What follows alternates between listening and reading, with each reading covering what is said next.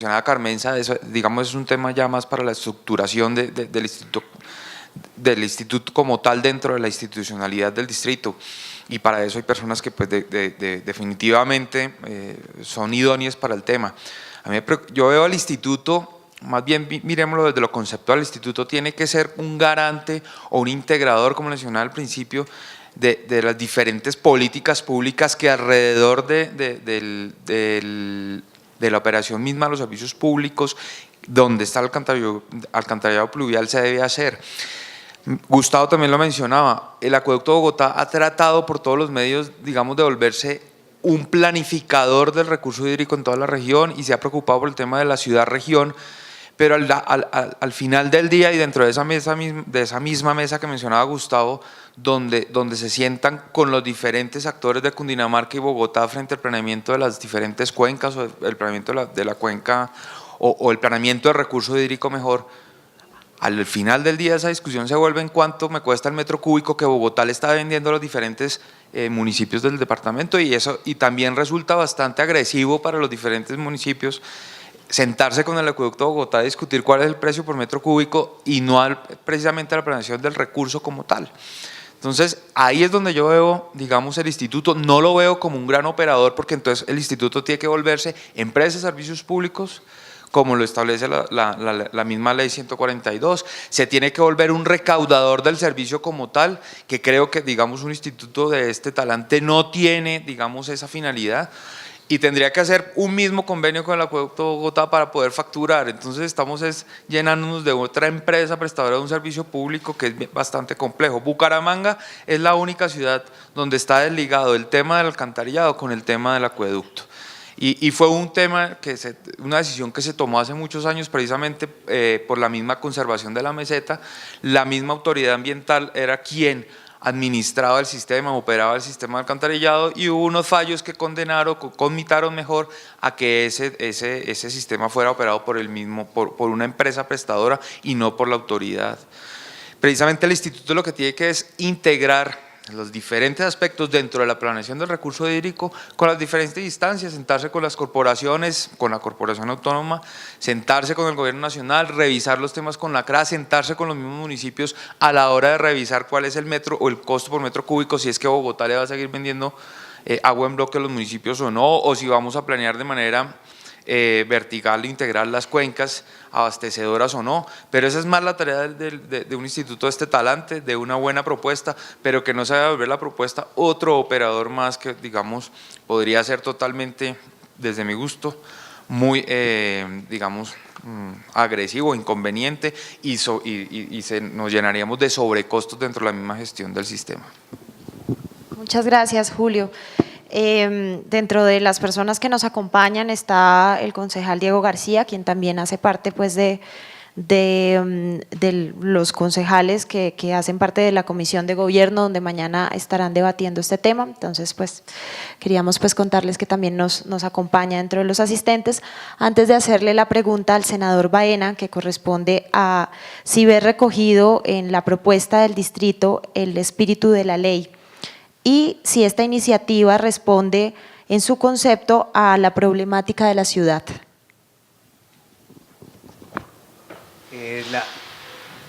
La ley sí está recogida en el acuerdo toma todos los elementos esenciales de la ley también mandó el mensaje a nivel nacional que se debía en los POT trabajar toda lo que era gestión de riesgos. La ley mandó el mensaje de que debía haber un apoyo financiero en las entidades territoriales, y pues eso también me parece que es un gran paso, porque en el proyecto de acuerdo dice que el 0.5% de los ingresos corrientes de la ciudad van a destinarse a este tema. Yo creo que ese es un gran avance, porque estos temas no avanzan si no hay presupuesto. Aquí ya hay un compromiso de la ciudad al fijarlo en un acuerdo. Generalmente las leyes o los acuerdos salen como una anunciación de principios, pero pocas veces dejan artículos donde digan se va a destinar tantos recursos y con unas fuentes ciertas. Aquí están tomando desde los ingresos tributarios corrientes de libre destinación un 0.5%, y eso cumple con la ley. En lo que quizá falta en el acuerdo de un elemento que se trabaja mucho en la ley es el tema de la prospectiva. Se enfatiza mucho en la prospectiva, es decir, toda esa capacidad de anticipación, y el acuerdo no habla explícitamente de ese término. Y no es ni siquiera un término, es un concepto, es un eje estructurante, es toda una estrategia que es la que cambia el paradigma de emergencias a todo lo que se ha venido planteando aquí, de gestionar los riesgos. Entonces yo creo que hay que desarrollar mucho más el concepto de prospectiva en el proyecto de acuerdo. Me parece que la Nación, a pesar de que ha expedido unos COMPES para cambio climático y para gestión del riesgo, ha dejado muy al garete, muy abandonado este tema en las entidades territoriales, y a pesar de que en el COMPES se habla de trabajar estos temas de manera regional y buscar una coordinación entre la Nación y las entidades territoriales, eso no se está logrando. El tema, por ejemplo, de vivienda ha sido una complicación grandísima porque el gobierno nacional no ha querido entender el planteamiento de Bogotá, que Bogotá no va a permitir que la ciudad se siga expandiendo, que Bogotá no va a permitir que se siga construyendo en zonas de alto riesgo, que Bogotá quiere impulsar vivienda de interés prioritario en el centro ampliado, y el ministro de Vivienda no lo ha apoyado, ni ha entendido esas razones. Entonces, así es muy difícil trabajar, así tengamos una ley. La Nación sí cumplió con la ley, pero tampoco le colocó presupuesto. La Nación sacó otra ley que fue la ley de voluntariado, esa ley es importante. La Nación cumplió también sacando la ley de bomberos, es otra ley importante, sí, pero hay que trabajar y afinar mucho más los mecanismos de coordinación. Por ejemplo, en el tema de vivienda, en el tema de transporte también hay un divorcio grandísimo. En ese tema falta mucho más apoyo de la Nación para tratar de avanzar en tecnologías limpias, en el transporte, que sería algo vital para Bogotá. Y otro tema fundamental es el de la minería. Todas las facultades, todas las normas las tiene la Nación es la que define por encima de las entidades territoriales, por encima de los POT, los ordenamientos territoriales, que son competencias por Constitución en cabeza de las entidades territoriales. Las normas establecidas a nivel nacional le dan toda la facultad al Ministerio de Ambiente al Ministerio de Ambiente para que diga ahí se puede hacer explotación, y al de Minas, ahí se puede hacer explotación minera y ya. Entonces en ese tema, pues Bogotá también está dando una pelea muy grande que es no permitir explotación minera en la ciudad para el tema de canteras, pero el gobierno nacional pues no los quiere acompañar en ese proceso. Entonces yo creo que pues la ley sí ayuda, pero definitivamente hay que emprender acciones desde el punto de vista político, de definición política, de compromiso político con esta temática que finalmente genera problemas de convivencia para que pues la ley y el acuerdo pueda tener un efecto mucho más deseable. Permítame hacer otra puntualización y excúsenme en el abuso. Tranquilo. Uno de los problemas graves que tiene Bogotá, como igual que otras ciudades, es que en un gran porcentaje las aguas lluvias y las aguas servidas van por las mismas tuberías, lo cual significa un desperdicio enorme teniendo en cuenta la importancia de que las aguas lluvias las podamos recoger, las podamos recuperar y utilizar en momentos de sequía. Pero una cosa es la necesidad imperiosa de dividirlo, de separar los tubos, digamos, y otra es la necesidad, y otra es, digamos, separarlos administrativamente porque podría generar todos los problemas que aquí se han mencionado. Pero que no vaya a quedar la idea de que el panel ha dicho que no se pueden separar las aguas lluvias de las servidas porque, por supuesto, esa necesidad de separarlas en los tubos y de poder aprovechar las aguas lluvias, pues sí es indispensable. Listo, muchas gracias. Yo creo que pasemos a las preguntas que nos está haciendo el auditorio, que hay muchas, entonces pues comencemos. La primera pregunta la hace William Medina, en la Universidad de Ciencias Aplicadas y Ambientales, y pregunta si el instituto vigilará el cumplimiento de la NSR 10 y cómo. Creo que le corresponde al ingeniero. La norma de sismoresistencia establece igualmente entre sus aplicaciones unas instancias de verificación de los diseños y de seguimiento a la ejecución de las obras que están establecidas en diferentes instancias, que le corresponde en la Curaduría Urbana, corresponde a las alcaldías locales en el caso de Bogotá a la Secretaría de Planeación, que tiene unas funciones específicas, y a nosotros desde FOPAE tenemos unas funciones también allí desarrolladas. O sea, existe ya una normatividad que establece ese tema de vigilancia, supervisión y control al tema del cumplimiento de las normas de sismoresistencia. Lo que sí y que va a continuar siendo, porque ya es una función que tiene el FOPAE, es el de coordinar, promover y gestionar la reducción de riesgo sísmico en la ciudad, no solamente en las entidades públicas o los edificios públicos, sino a los privados. Gracias. Vicky Guerrero, del Instituto de Hidrología, Meteorología y Estudios Ambientales, IDEAM, pregunta ¿cómo se ha pensado la articulación del nuevo instituto a la conformación del Sistema Nacional de Cambio Climático, que en este momento se desarrolla desde el Ministerio de Ambiente y Desarrollo Sostenible y el Departamento Nacional de Planeación? Quisiera concentrar todas las preguntas, seguramente como responsable de la administración de la propuesta, pero digamos ahí un tema es que el proyecto de acuerdo establece unos elementos generales frente a las funciones del sistema, el quehacer del sistema, como lo decía el profesor Gustavo Wilches, el instituto y el fondo, o sea, son tres instrumentos, el instituto y el fondo de gestión de riesgos, pero igualmente de este se va a derivar un proyecto de decreto reglamentario que establecerá, digamos, los mecanismos de cooperación y relación con los organismos de nivel nacional, regional e igualmente con los demás sistemas, como el Sistema Nacional de Bomberos, el Sistema Nacional de voluntarios, que igualmente está establecido, de tal suerte que este sistema lo que tiene es una responsabilidad de articulación y estará, digamos, definidos en el acuerdo en términos generales, y en el proyecto de decreto reglamentario seguramente habrá necesidad de hacerlo mucho más explícito. Yo quiero hacer un comentario ahí también y dar la oportunidad a la pregunta, y es que tenemos un Sistema Nacional Ambiental, tenemos un Sistema Nacional de Gestión del Riesgo y tenemos un Sistema Nacional de Adaptación al Cambio Climático. Entonces resulta que son tres sistemas, cuando realmente son en últimas los mismos actores en los tres sistemas, y podemos llegar a un enorme problema que se está dando de contaminación por exceso de sistemas, ¿sí? Yo hacía mención, y haciendo un estudio con PNUD hace unos años, veíamos inclusive hay una cantidad de sistemas nacionales, inclusive hay varios que son sistema único, hay como 6 sistemas únicos, ¿sí? Entonces a mí me parece muy peligroso que por un exceso de sistemas lleguemos a bloquearse mutuamente en lugar de fortalecer los sistemas que existen, y a mí me parece importante el Sistema Nacional el Sistema Distrital de Prevención existe, y lo que se está dando ahora es enfatizando que no debe ser solamente respuesta a emergencias, sino de evitar, digamos, de manejar los riesgos para evitar que se vuelvan desastres, complementándole, y en eso estoy totalmente de acuerdo, la dimensión cambio climático, pero no caigamos en la proliferación de sistemas que en últimas acaban bloqueándose mutuamente. Yo también quisiera ahí agregar algo, porque creo que todos esos sistemas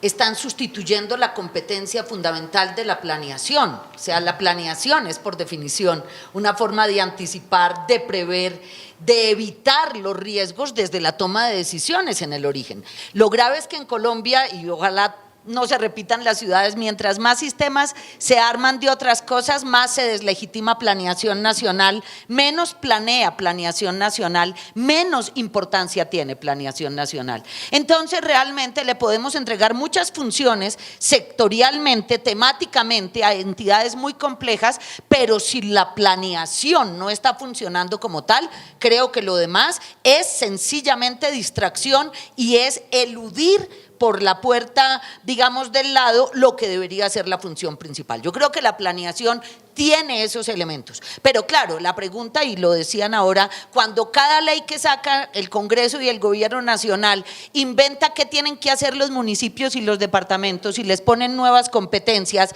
y les violan la autonomía de su plan de desarrollo, del plan de ordenamiento, la pregunta es, ¿la nación quiere planeación? Un sistema clientelista y corrupto como el colombiano quiere planeación, si lo que cada uno quiere es decidir lo que quiere, no lo que se debe.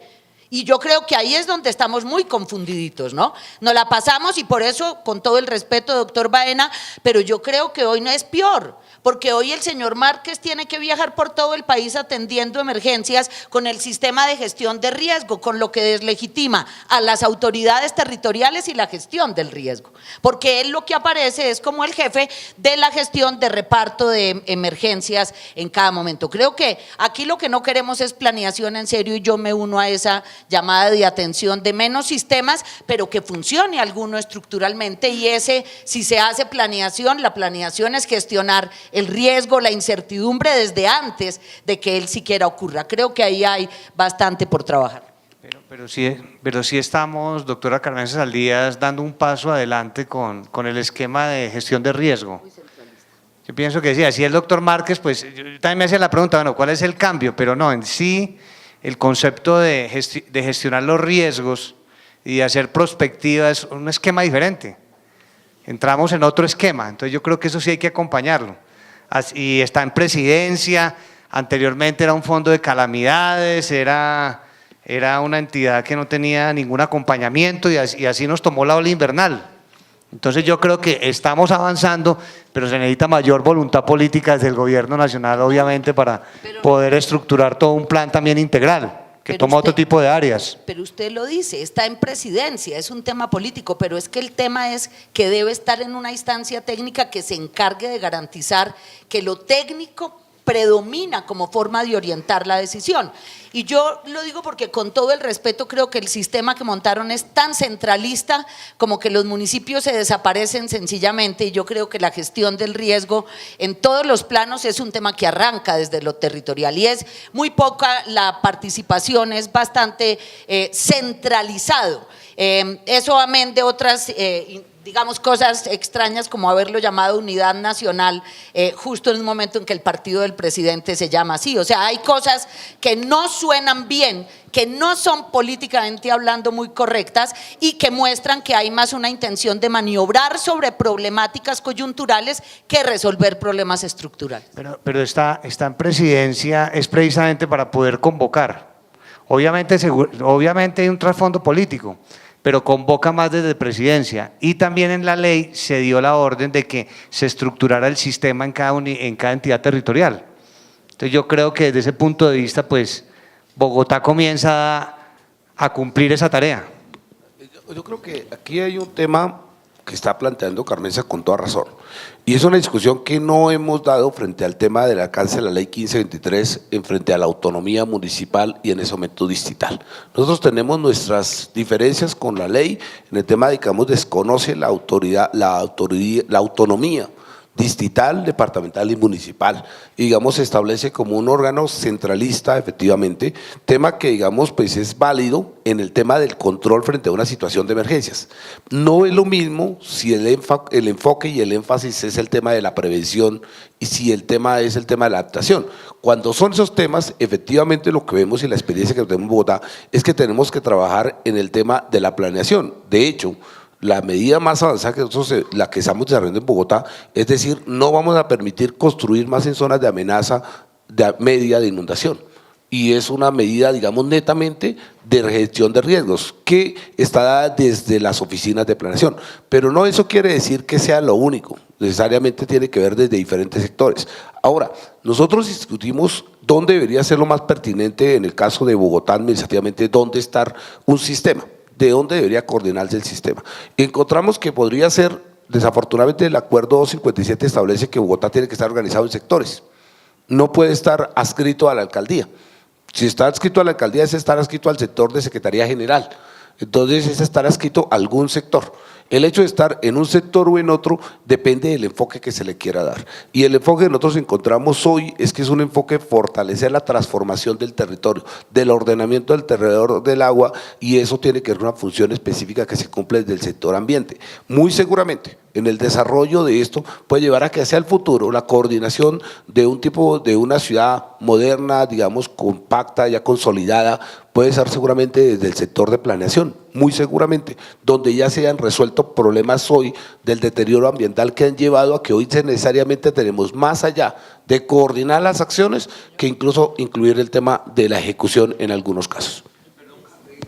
creo inclusive que lo que se puede llegar en un momento dado es a cambiar ese acuerdo que determina que Bogotá tiene que estar dividido por sectores y no centralizado en territorios. Hay una experiencia muy interesante y es que el decreto 919 del 89, que fue el primer sistema nacional de prevención y atención de desastres, y que este 1523 tampoco es que sea la renovación absoluta. El 1523 lo que hace es adecuar el 919, que era muy bueno, pero que por fuerza de las emergencias acabó fue atendiendo emergencias y no previniendo desastres. Pero el 919 era una cosa avanzadísima, inclusive mucho más avanzado que la Constitución de ese momento, y la Constitución del 91 lo que hace es recoger muchas cosas del 919 y elevarlos a normas constitucionales. Entonces, ojalá esto sea una oportunidad para revisar en el futuro esa concepción sectorial de una ciudad que no se puede sectorizar, sino que hay que fundamentalmente territorializar. Pues bueno, qué bueno que se haya abierto el debate, qué bueno que hayan podido pues, poner sus posiciones, que muchas veces las preguntas los limitan, y esto pues abre y enriquece mucho más también seguramente lo que va a pasar mañana en el Consejo. Hacer una pregunta de la Universidad Distrital Olga Isabel para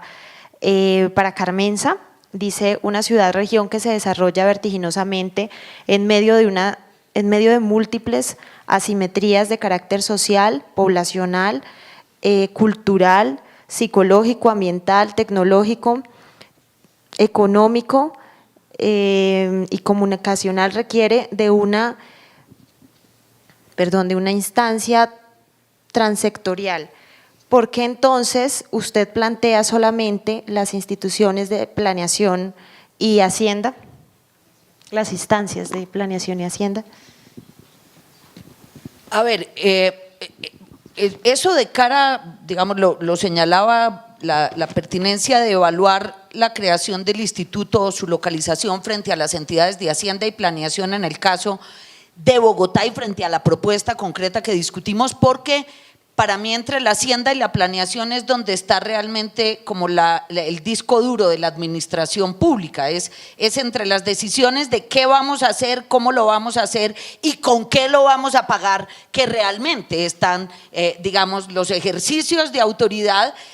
para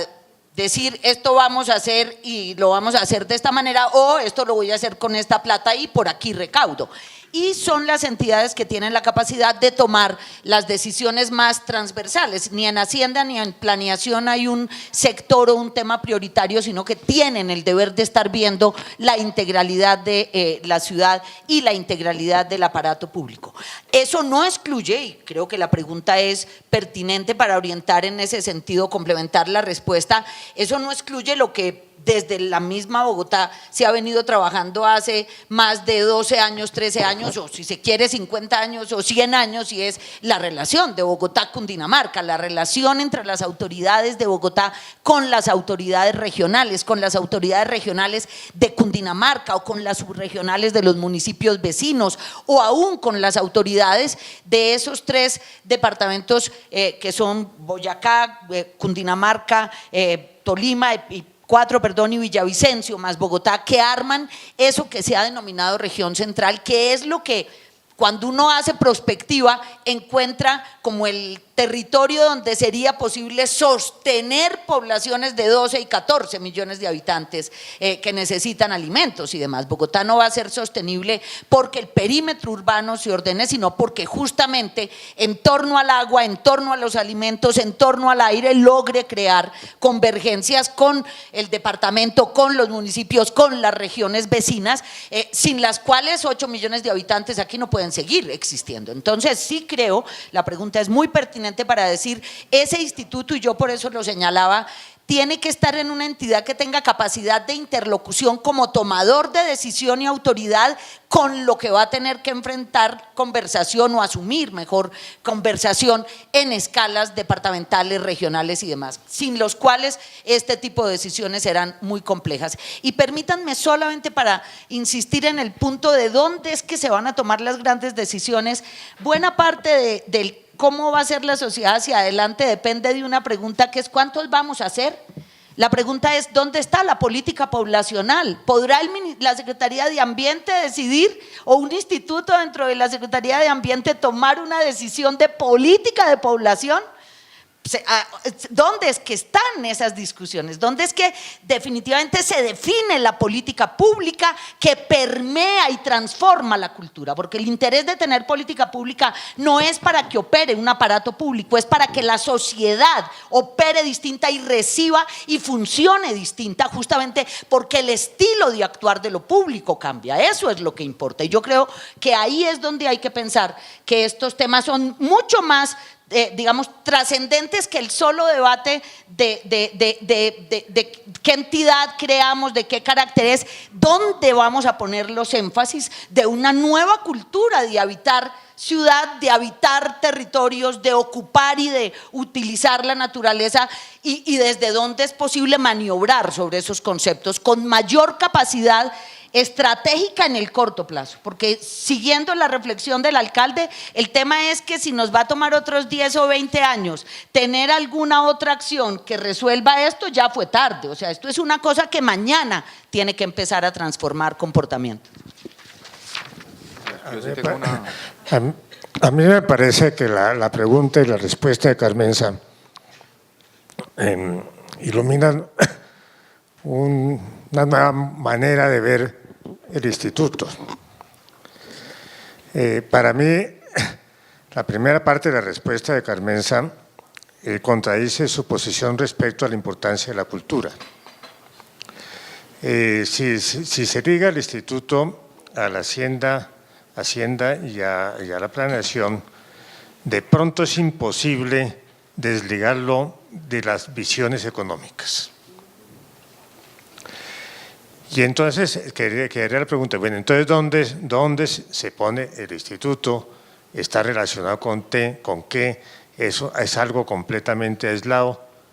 Yo pienso que la respuesta está en el concepto de autonomía, que no se ha desarrollado en el distrito, que ocurrió muchos años anteriores cuando había institutos autónomos, y que de pronto a través de la autonomía podría el instituto, al mismo tiempo de tener un alto nivel científico y tecnológico, tener también, ser en cierta manera ese corazón cultural del distrito, que evidentemente es necesarísimo. Y entre esas visiones culturales está lo que mencionaba yo anteriormente, de que la ciudad tiene que avanzar hacia un alto grado de madurez y que dentro de ese grado de madurez tienen que tener ciudadanos que tengan suficiente información para poder reaccionar inmediatamente ante una emergencia. O sea, pienso que un instituto que tuviera un alto nivel cultural, científico y tecnológico podría ser una cosa bien interesante, no solamente a nivel nacional, sino a nivel internacional. Yo sí, frente al tema de precisamente el instituto como ese organismo integrador, y como mencionaba Carmenza, es que el instituto tiene que darle la cara a la región. Precisamente la pregunta que hacían es que muchas veces los municipios alrededor o el departamento de Cundinamarca en su contexto han sentido que Bogotá les está dando la espalda frente a todos los temas que competen al desarrollo regional. El instituto, precisamente el que tiene que ir a dar la cara, el acueducto de Bogotá, lo que tiene que hacer es operar los tubos, que más o menos lo hace bien o mal, eso no nos interesa ahora, pero ellos son los que saben de eso. El instituto, para mi gusto, no debe ser un organismo técnico supremamente fuerte, digamos en desarrollos técnicos tecnológicos, más bien tiene unas herramientas alrededor como una empresa en términos de servicios públicos. Por ejemplo, el acueducto de Bogotá sabe de eso, pero el acueducto de Bogotá nunca ha sabido sentarse con los municipios de la región a discutir los temas de planificación hídrica, que es uno de los temas fundamentales dentro de la gestión integral de riesgo en la región. Nosotros no podemos seguir dando la espalda a la región y terminar siendo las discusiones cuánto me vas a cobrar por el metro cúbico. El instituto tiene que pensar, por ejemplo, o sentarse también o ser un instrumento catalizador con el gobierno nacional de redefinir el tema de instrumentos ambientales económicos, como las tasas por uso o las tasas retributivas, ¿no? Una tasa por uso que no sirve para nada, que está a 50 pesos por metro cúbico cuando yo la utilizo, y una tasa retributiva que mal que bien ahí se viene cobrando, pero que no se está implementando de la manera adecuada. Las autoridades ambientales del país se han llenado de estudios en los anaqueles frente al uso de la tasa retributiva. Entonces, ese instituto lo que tiene que hacer es precisamente una planeación o una integración de los temas que realmente son importantes para Bogotá y para la región, ¿no? Es por eso que digamos, es bien importante la creación del instituto, más que no ser un operador. De pronto, aclarar lo que decía Gustavo, si es cierto. Aquí lo que yo he propuesto es decir,